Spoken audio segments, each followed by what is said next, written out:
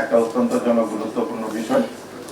কিছু গোপন তথ্যের ভিত্তিতে এবং কিছু ডকুমেন্টের ভিত্তিতে জানতে পারি যে আরিফ মহিউদ্দিন নামের জনৈক ব্যক্তি, কোনো সময় সে নিজেকে ডক্টর আরিফ মহিউদ্দিন, কোনো সময় মহিউদ্দিন, কোনো সময় মহিউদ্দিন চৌধুরী নাম ব্যবহার করে বিভিন্ন রকম প্রথমমূলক কর্মকাণ্ডে লিপ্ত হয়েছে। ওনার বাড়ি চকরিয়া, কক্সবাজার জেলার চকরিয়া থানার কাহারিকা গ্রামে। গতকাল ডিবি, সিটিডিসি এবং কক্সবাজার জেলা পুলিশের সহায়তা তাকে আটক করে জিজ্ঞাসাবাদের জন্য নিয়ে আসা হয়। তাকে জিজ্ঞাসাবাদে এবং তার দুটি ফোন হইতে প্রাপ্ত তথ্যের ভিত্তিতে জানা যায় যে সে নিজেকে প্রধানমন্ত্রীর কার্যালয়ের বিশেষ অ্যাডভাইজার হিসেবে প্রদর্শন করে, এই যে এটা হচ্ছে তার ভিজিটিং কার্ড, আমি প্রিন্ট করেছি সেই জন্য দেখতেছেন, এই যে দেখেন তার এই যে এটা একটা তার ভিজিটিং কার্ড, এটা তার কাছে আছে, তার মোবাইলে আমরা পেয়েছি। তারপরে সে আরো অনেক এরকম ছবি, এরকম প্রচুর পরিমাণে ছবি, এটা স্লাইড আমি আপনাদেরকে দেব, এগুলো করছে। তারপরে প্রধানমন্ত্রীর কার্যালয়ের শাহাবুদ্দিন জামিল, পরিচালক প্রশাসন, প্রধানমন্ত্রীর কার্যালয় ঢাকা, এরকম সিল ব্যবহার করে প্রধানমন্ত্রীর বায়োগ্রাফি তৈরি করছে। 200-র বেশি সার্ভিস ও ফিচারে লেনদেনের সব বিকাশ অ্যাপে সম্ভব।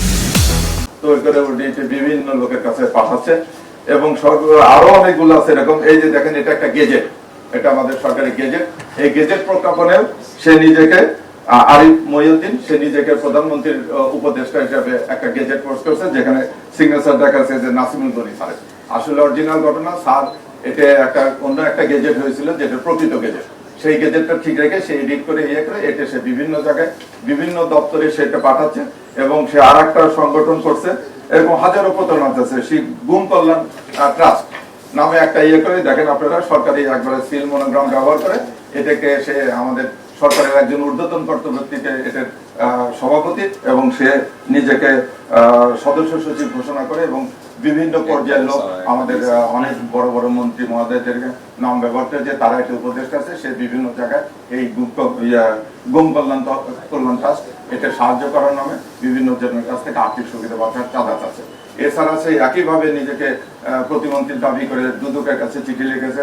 সে বাংলাদেশ ব্যাংকে চিঠি লিখেছে, তাকে 1000 কোটি টাকা লোন দেবে। তার মোবাইল প্রাথমিকভাবে যাচাই বাছাই করে আমরা অসংখ্য প্রতারণা নাড়িয়ে পেয়েছি। তাকে আমরা আটক করে নিয়ে এসেছি।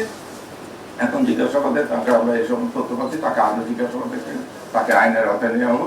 আমি আপনাদের প্রিন্ট মিডিয়া এবং করলে এরকম প্রতারণার হাত থেকে আপনারা জনগণকে সচেতন করুন, জনগণ যেন প্রতারিত না হয় এবং এরকম কোনো কিছু আসলে যথাযথ কর্তৃপক্ষের কাছে দিয়ে একে ভেরিফাই করে নিয়ে এবং তার যাচাই বাছাই করে ব্যবস্থা করবে এবং যে কোনো আইনগত সহায়তা আমাদের কাছে চান আমরা